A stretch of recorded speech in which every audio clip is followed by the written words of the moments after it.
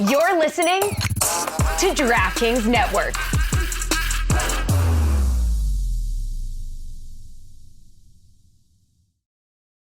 It's only a kick, a jump, a block. It's only a serve. It's only a tackle, a run. It's only for the fans. After all, it's only pressure. You got this. Adidas.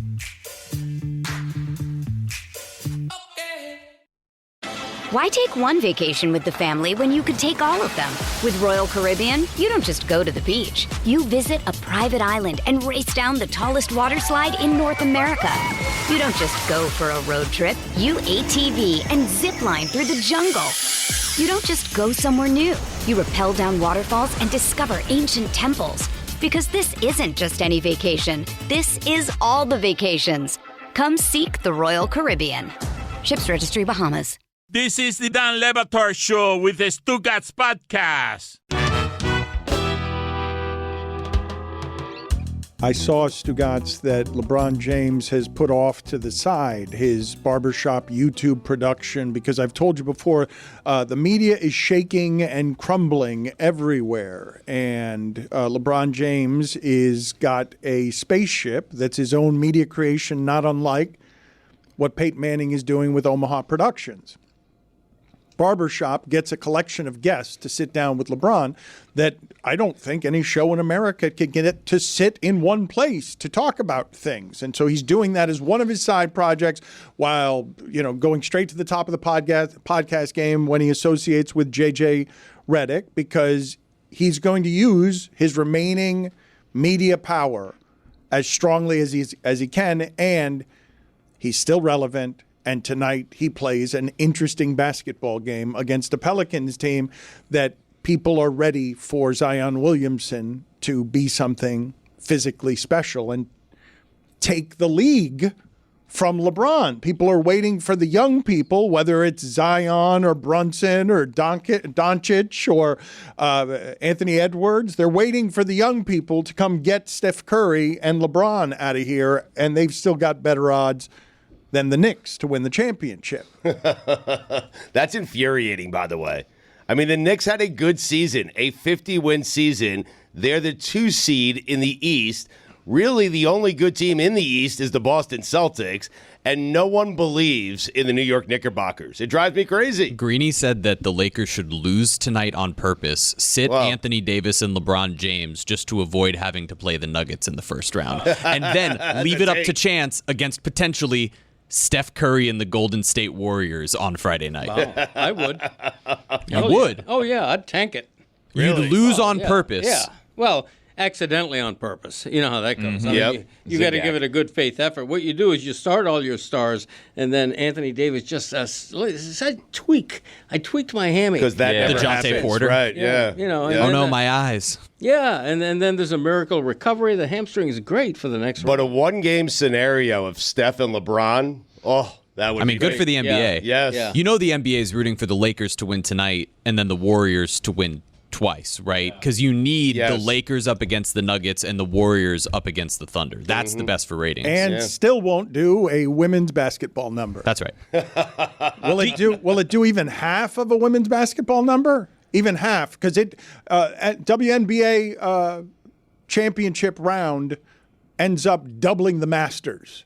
The women's basketball title game, which did just under 19 million viewers, that's what they did. The final round of Augusta did 9.8 million viewers. That's insane. It really is. Yeah. I'm seeing last year's 6 play-in tournament games averaged 2.6 million viewers. Yeah. To explain to people how fractured the landscape is, Curb Your Enthusiasm did 1.1 million for its season finale, one of the greatest shows ever, one of the greatest runs ever. 1.1 million people were watching that finale. To get a lot of people around a television for a single thing isn't something that happens very often anymore. No. And it has now happened pretty seismically for women's basketball, college and pro. But the thing that I wanted to bring up with Greg Cote here, because he came in with some road rage, And he just took out Sampson. And I feel like the group here is not supportive of the David Sampson endeavor, and that there has been some mockery in the shadows of David Sampson touring. I can't believe he's touring the country. I mean, you just mocked him with that sentence. I just can't. I know. I think it's brave. I laugh when I'm saying it because of how ridiculous it is. I can't help but laugh because I think it's absurd that he would take on the challenge of, as a solo show, touring.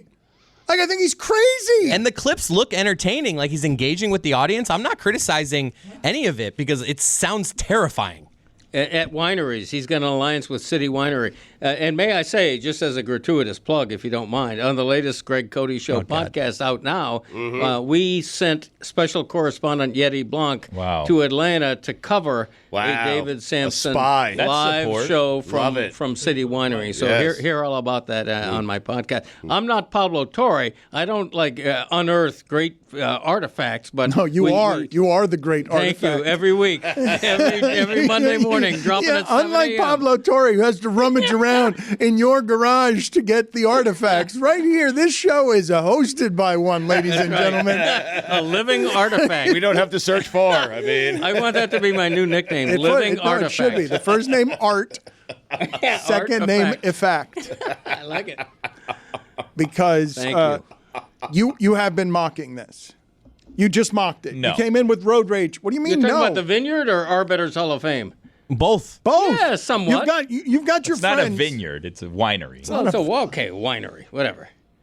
Okay, winery, vineyard, I mean, I feel like he's okay there. He's Vineyard, playing vineyards. David Sampson Pretty different. David Sampson is playing vineyards. That's right. He's stomping grapes while he does his show. That's pretty interesting. That would draw. Ow. Remember that episode of I Love Lucy where they were stomping grapes, Greg? Yes, I do. Good one. Oh, that was fantastic. Which was your favorite I Love Lucy? That one, Vita Mita Vegemin, or was it the one with the conveyor belt? The conveyor belt. Classic episode, That's what I was Stan. thinking of. Yeah, the Remember conveyor that? belt. Oh, Desi yeah. Arnaz really put Cubans on the map, did he Yeah. not? You know what? We got to bring back black and white TV. I agree with you. I mean, it's so perfect for certain shows, certain scenes.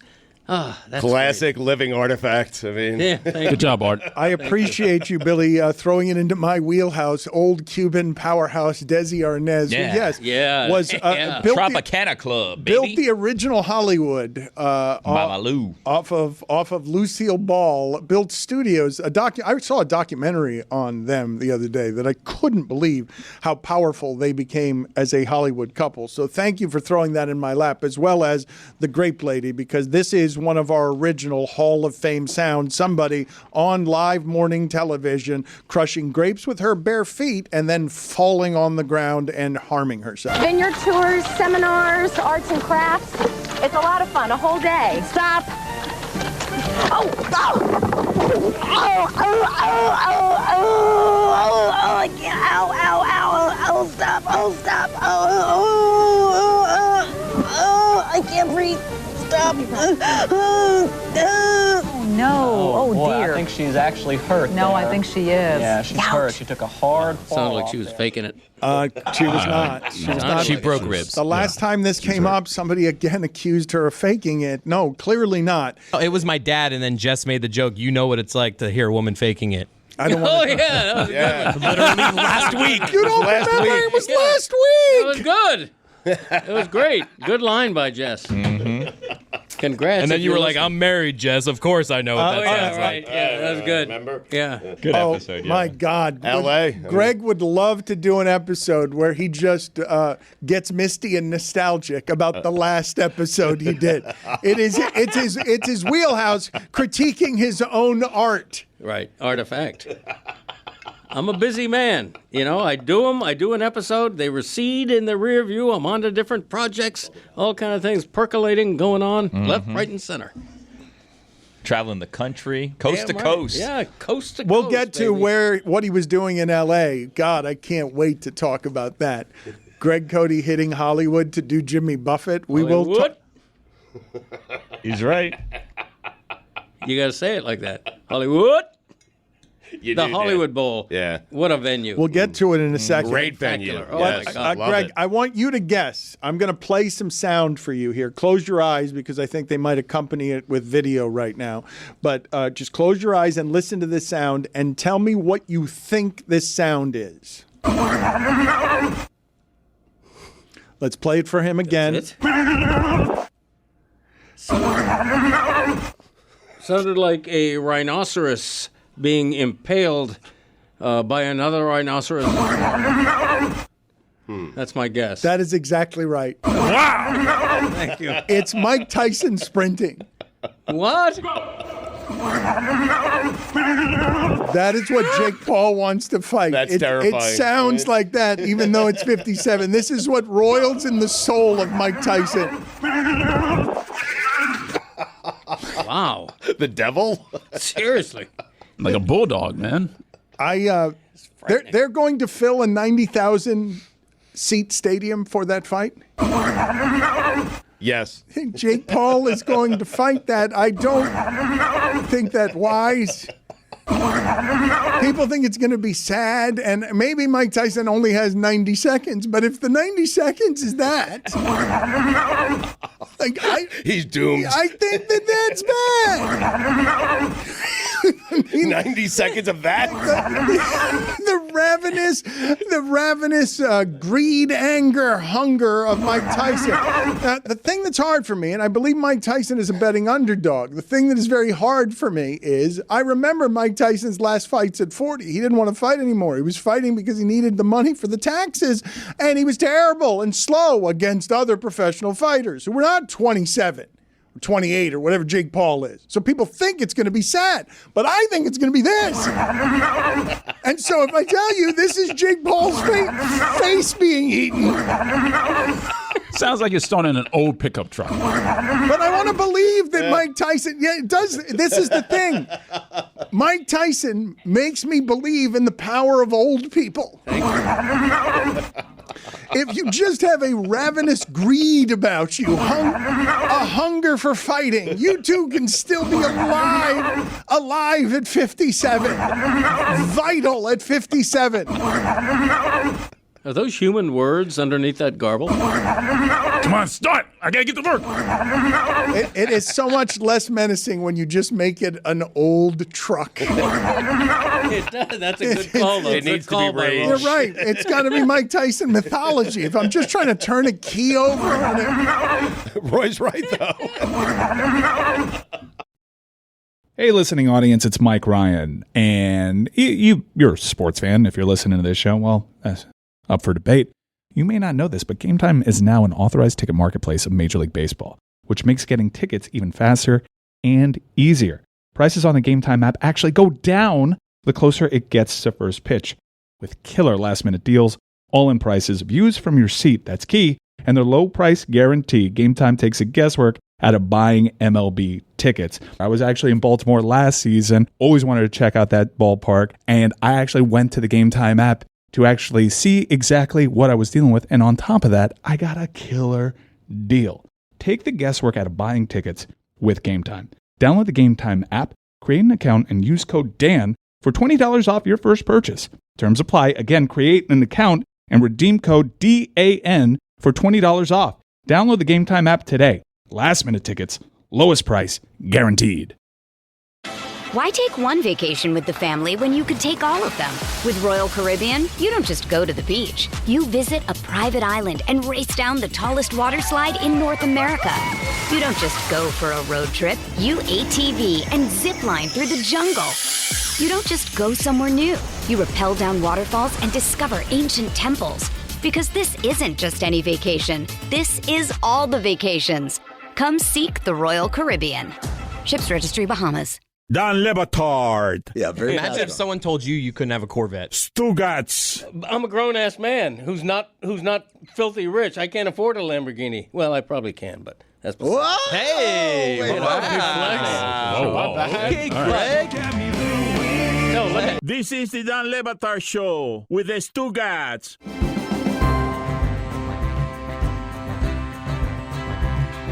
I would like to celebrate when we talk here about artifacts and we talk about things in sports that are going to be of a time that I'm not totally sure are going to pass on to another age or generation of people who are going to have respect for artifacts from the past. John Sterling, Yankee broadcasting legend, has been broadcasting for 60 years and yesterday retired abruptly, effective immediately. And people worried for his health. And John Sterling was like, nope, just tired. Just the baseball season is insane. I saw that we had a Toronto game on the schedule. I'm older, and there are some old-timey baseball guys. Felo Ramirez down here was into his 90s traveling with the baseball team. The baseball schedule is an insanity. And John Sterling is a bona fide legend when you broadcast that long, Stugotz, but it's not in the perfectly pristine broadcasting case where Vin Scully exists. No. From a bygone age, Ernie Harwell, old-time broadcaster who raises your granddad, your dad, and you on baseball on the radio when people wore, top hats to the game and suits because baseball is our most historic sport. Vin Scully dies and he takes that with him. John Sterling retires at the beginning of a Yankee season where they're in first place. He's seen a lot of bad baseball, Stugotz. He's called over 5,000 Yankee games. And he has done some funny things that are mistakes that would happen to anybody who's broadcasting for 3.5 hours a game, every game, and is on game 120 and is 77 years old, and the Yankees are in fourth place. And this is Dante Bichette's kid that's playing for the Blue Jays, and you're mixing up his name, and because you're old, let's celebrate John Sterling correctly as somebody who was a legend, is a legend, and was humanly a broadcasting voice for a time, a place, and a team. And the pitch hit in the air to deep left. It is high. It is far. It is gone. It's a grand slam. Non dimenticar. That ball sure traveled far. Giancarlo. Gio Urshela, the most happy fella. Oh, he's the most happy fella. Over the high wall and into the monster seats. Romy, my homie. There's a drive deep left center field. It is high. It is far. It is gone. It's Glaber Day. Glaber Torres powered one into the last row of the monster seats in left center. And like a good Glaber, Torres is there. Here is Judge. Here's the 2-2. Swung on and hit in the air to deep left. That ball is gone. A Judgian blast. All rise. Here comes the Judge. And here's the 2-1 to Gardner. Swung on, hit in the air to deep right. That ball is high. It is far. It is gone. Oh, let the Gardy party begin. And they're on their feet. The pitch swung on, hit high in the air, deep down the left field line. It is going to be gone. He's done it. A long high drive down the left field line, just fair for a 3-run home run. Alex Rodriguez has made Major League Baseball history, the youngest player ever to hit 500 home runs. An A-bomb from A-Rod. Not as many mistakes in there as I would have liked to have heard. Because I wanted to build him up before, because I know what you wanted to do here. He's so good, though. He was different. He was ahead of his time in terms of being different. He called every single one of Derek Jeter's at-bats. All right, but wait a minute. He would also sort of, on home run calls, throw his arms over his head and shake them back and forth so his home run calls would be more jowly. And he also made some excellent mistakes. Where are the mistakes? Because that's very nice of you, very respectful of you to just give John Sterling a bow, a genuflect here on behalf of his broadcasting career by playing the good ones. What about the shitty ones? Now here's Judge. Man, the breaking ball is hit in the air to deep left. That ball is high. It is far. It is gone. Unfortunately, that was a replay of the home run, but it was a good replay. Please tell me you have more of those because there are many. Here's the 1-0. Swung on, there it goes. Deep left center. That ball is high. It is far. It is gone. But caught. At the wall. Caught by Tapia. Oh. Boy, I thought that was gone. Apparently. Oh. Wow. Give me one more. The pitch to Duffy is grounded to short. Didi fields and throws to first in time. Ball game over. Yankees win. The Yankees win. And Masahiro Tanaka pitches a complete game shutout and a beauty. The sun will come out. Tanaka. Bet your bottom dollar with Tanaka. The sun will shine. Anyway, Tanaka pitches a complete game shutout. What the hell was that? All right, now we have one more mistake one. Hit it. Swung on. There it goes. Deep left. It is high. It is far. It is gone. Number 62 to set the new American League record. Aaron Judge hits his 62nd. All the Yankees out of the dugout to greet him. Just think of it. 3 Yankee right fielders. The Babe hitting 60 and 27. The Jolly Roger hitting 61 and 61. And now Aaron Judge hits his 62nd home run, the most home runs any American leaguer has hit in a single season. And the American League has been alive for 120 years. This is Judgment Day. Case closed. Now we did all that. Can we just play him getting hit with a foul ball? Because I feel like that's what all this was for. It's my favorite clip in probably the history of baseball. And now the 3-2 swung on. A pop foul back here. Ow! It really hit me. I didn't know it was coming back that far. So once again, it'll be a 3-2. And Holmes ready to deal. A ground ball to third. Donaldson squares, throws to first in time. Ball game over. Yankees win. The Yankees win. That foul ball actually hit me. It kind of glanced off my forehead. So I took one for the team. Okay, John. He stayed in the booth. I mean, he finished it out. Yes, he did. Chris Cote, I heard Susie Waldman at the end of that. Can you just find us the legendary sound of her getting so excited when Roger Clemens returned and was in a suite so that I can remember a different time in my life and in Yankee baseball history? John Sterling called 30% of all Yankee games ever played. Wow. I mean, it's a lot of games. Do you think the TikTok generation is going to have any understanding of a radio broadcaster mattering to a region on behalf of a team like that? This ends with this crop of broadcasters, right? Where somebody is handed down, that the sport is handed down to you as a child from a parent or grandparent who was also listening to this person locally in the car as you grew up.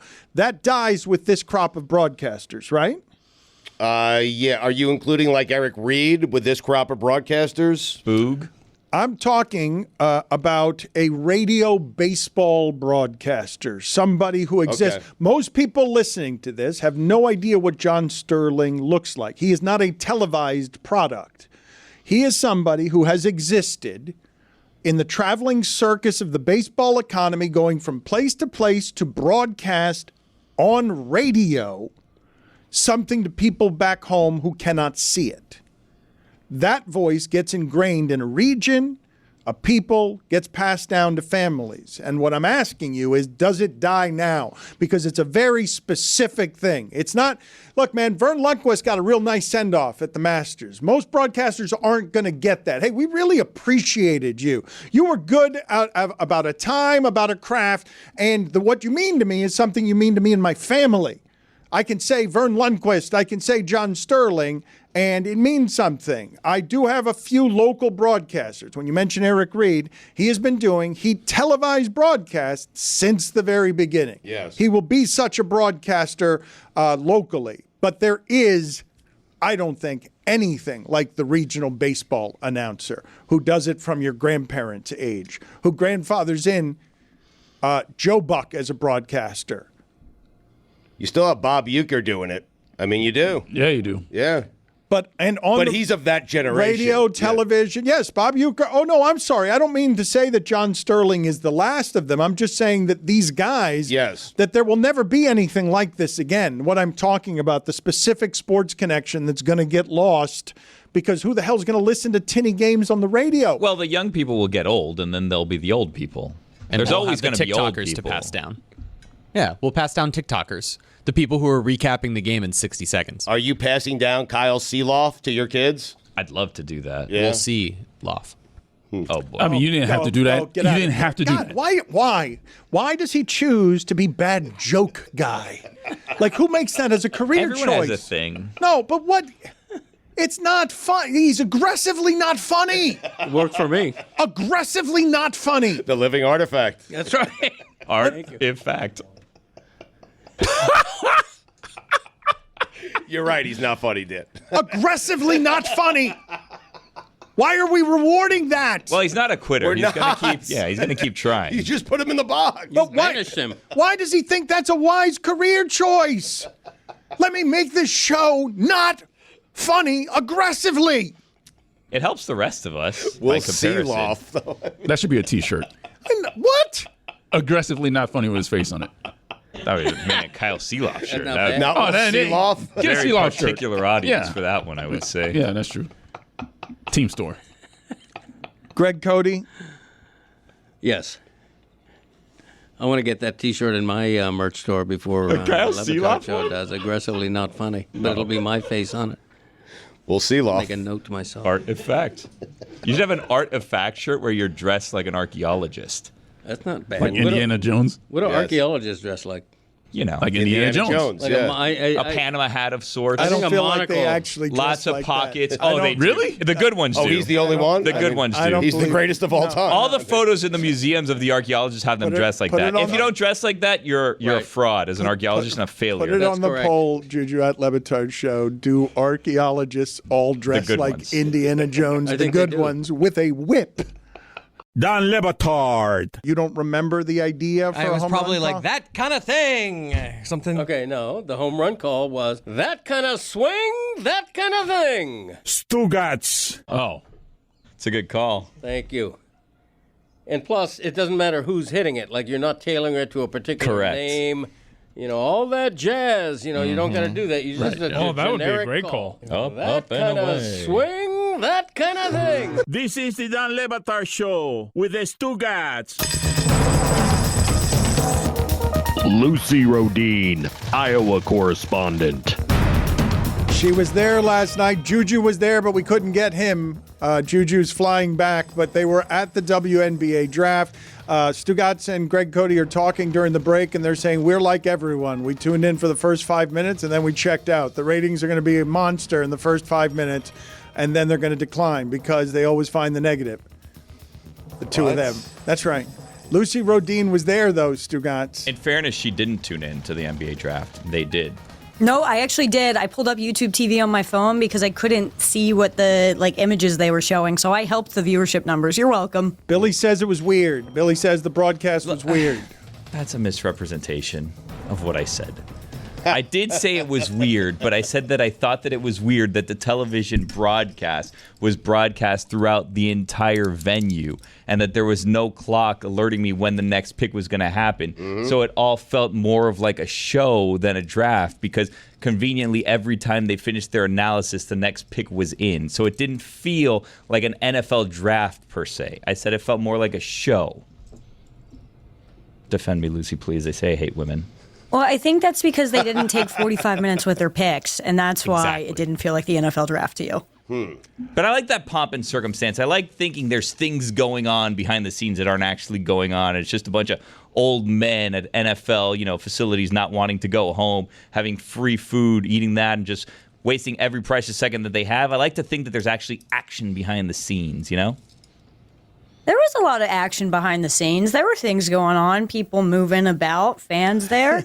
I liked that it was like pretty fast paced because there's nothing that bothers me more than watching a draft and like the first overall pick. You don't need to take any time with that. You should have it figured out. Yeah. It should be decided. Mm-hmm. I was watching last night, Lucy, and I thought Marquisha Davis at 11 for the Liberty was a reach. What says you?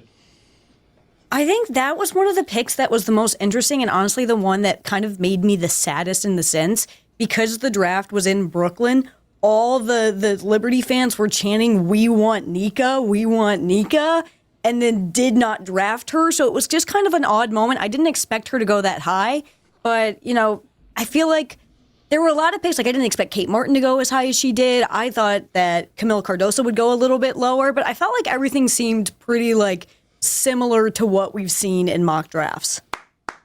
Very nice. That's good. Lucy, Thank you. The only reason I'm applauding, I'm applauding you. Yes, I'm applauding that you baited Lucy into serious draft analysis And I did it. by saying something that I'm assuming you just ripped off from the internet. What? I'm assuming you don't have any. You watched the entire first round. I'm telling you, Lila Lacan, the point guard from France, she's fantastic. She might turn out to be better than Caitlin Clark. How about that? Lucy, what were the highlights from last night, and what will Juju and you be returning with? The highlights, I think, the fashion was really, really cool, and that's always my favorite part of events like this. Everyone looked so good. Angel Reese literally looked like a goddess. I just love seeing all these athletes dressed up with all their makeup on, their hair done. It was cool to see a sold-out crowd and fans. The setup was kind of odd, but to have fans outside waiting for the buses to come and have the players come out, it was really cool. It's the first time the WNBA Draft has had an event of this size, and it kind of showed just because the logistics were a little crazy, but to just see all these people so passionate, so many people were outside of the venue that did not have tickets that just wanted to be there to see these women, and that was very cool. Also, when Caitlin and Kate got drafted, that was so cool. Lucy, did you feel like you were a part of a cultural moment and movement? Are you feeling like the sport is shifting the constructs of what people are going to watch? Absolutely. And the one moment that stuck out to me is we were doing fan interviews and this woman had an Iowa hat on. And I was like, "Oh my God, did you go to Iowa? You from Iowa?" And she was like, "No, I went to Texas. I'm just an Iowa bandwagon fan." The moment there is an Iowa bandwagon fan, we know something has changed. Everything in the world is different. That's never been done before. Lucy, you mentioned fashion, and your favorite player wore an outfit that costs as much as a brand new car. I'd like you to critique Caitlin Clark in Prada. Caitlin Clark wearing Prada, that was the first time Prada had ever dressed anyone for a draft. NBA, WNBA. I thought she looked phenomenal. I thought, hey, she's got money now, spend it. She probably didn't spend anything. Prada wanted to dress her. She looked beautiful. All the women looked so good. She looked very cool. I love the glasses. What do you make of some of the numbers around the salaries, Lucy, and just the history? We were talking a little bit about earlier in the show about what a struggle it has been for the WNBA to get to this point through Brittany Griner having to go through Russian hell because the salaries aren't right in this sport. Can you take me through the economics of how it is Caitlin Clark could make $76,000 in her rookie deal the first year, and people would look at that and point out that she would qualify for low-income housing in San Francisco based just on salary?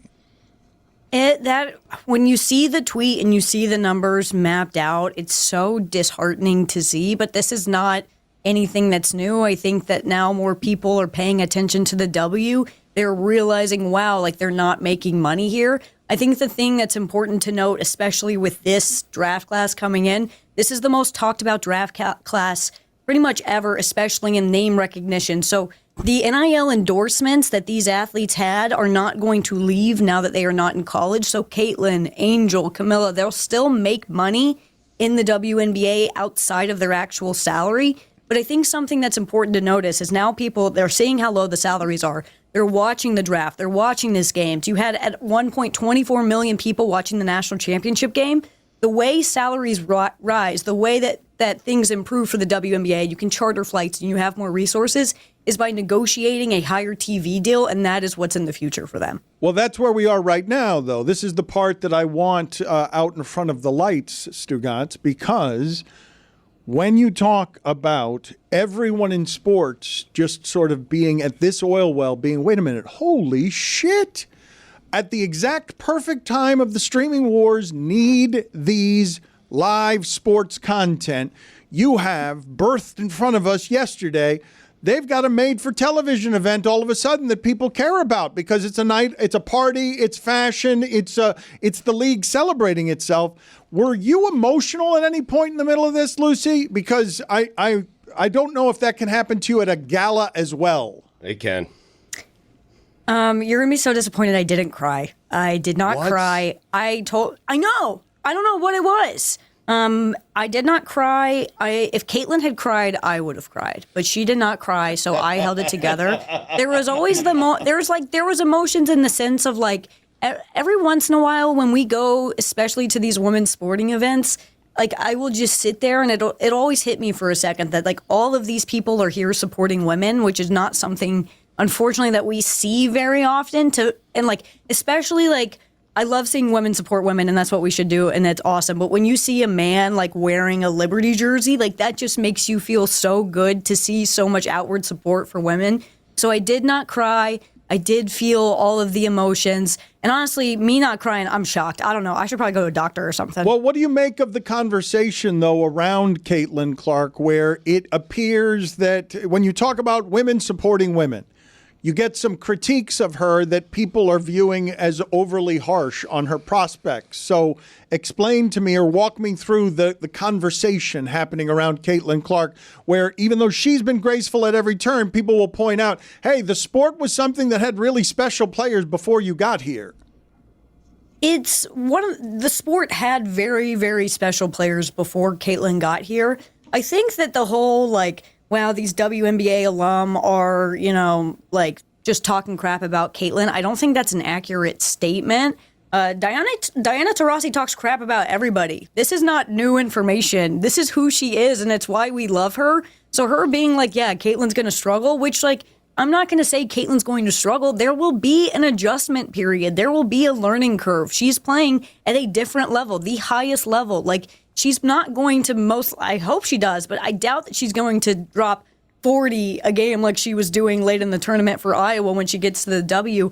There's going to be an adjustment curve, and that's what people have been pointing out. There have been a few instances where I'm like, you know what, maybe you shouldn't have said that. I didn't really like it. But when it comes to, like, Diana Taurasi, please, that's what she does all the time. Sue Bird, they were calling the Iowa-UConn game. They're UConn alum. Like, you don't come to me for unbiased Iowa opinions. Like, people were just being ridiculous.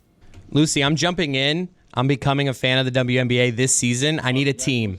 Okay? The Fever, what do you mean? I know, but I feel like that's the easy one. I feel like that one. I feel like I'll get that's the one I want you to pick. Okay. You asked me. Picking. Here's your answer. All right. I mean, I'll consider them. I was thinking Chicago Sky. I mean, they had the 2 top early picks last night. The roster must not be that great if they got those 2 picks, but I don't know. Just if it wasn't Indiana, give me a couple other teams for people that are looking for teams that might be fun ones to follow. I would go, well, if you just want to win, why not go Aces? They're the most dominant team. Can't do that by either. A mile. You don't want to do that? I feel like people criticize if you go in, like I did this with Premier League a few years ago with soccer. Like you can't take the Chelseas or the Man Uniteds. You got to take a team in that an underdog. Everton. A story to believe in, not a front runner. Cameron Brink was one of my favorite players in the draft. So rooting for the Sparks would be very fun. That's a program that has a lot of history. It's kind of been a rough couple years. That would be a team that could be fun to root for. But I don't know if you want to go LA or mainstream. What about the Liberty's Sky? Crazy fun, but that's also bandwagon. Yeah, go to Sky. Sounds Angel like Reese you've is amazing decided. to root for.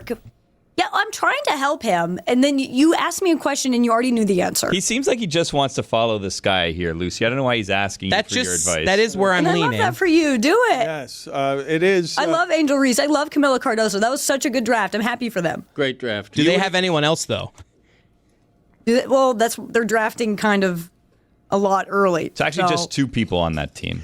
Yeah, that's it. That's the entire roster. It's just Camilla and Angel versus the world. A lot of pressure, though, on Indiana Fever head coach Christy Sides, right? Because they have Caitlin Clark. They also got Mackenzie Forbes, and they stole Mackenzie Forbes in the 3rd round. ton of pressure. She has to win now, right? Yeah, Stu, you took the words right out of my mouth. God, you were such a WNBA expert. I don't know what we would do without you here. That's why he is the expert that he is. The I need to explain He loves it. to everyone here that Lucy Rohden is climbing up the charts here in the media. She has gotten very popular. Now she's got a new collaborative project between Meadowlark Media and the DraftKings Network. It's a standalone program. It's going to make its on-air debut June 7th, 8 p.m. Eastern on the DraftKings Network. And it is hashtag Good Follow Show on socials, IG, X, and TikTok. Hashtag Good Follow Show. Lucy, tell me about this project that you're collaborating on. So DraftKings and Meadowlark has hired a bunch of amazing women to come together and create a women's sports show by women for women.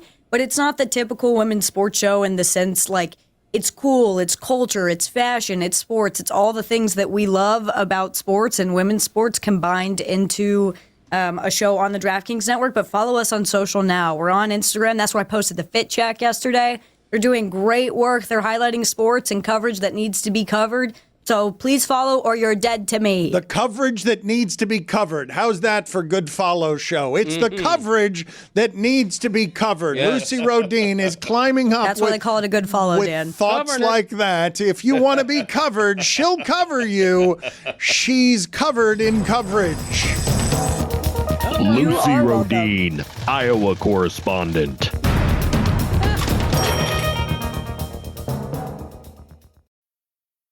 When it comes to weight loss, no two people are the same. That's why Noom builds personalized plans based on your unique psychology and biology. Take Brittany. After years of unsustainable diets, Noom helped her lose 20 pounds and keep it off. I was definitely in a yo-yo cycle for years of just losing weight, gaining weight, and it was exhausting.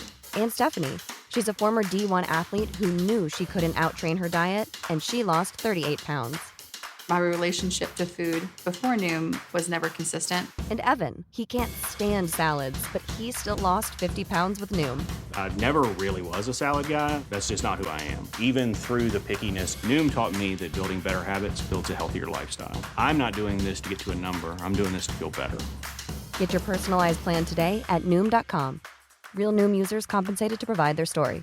In 4 weeks, the typical Noom user can expect to lose 1 to 2 pounds per week. Individual results may vary.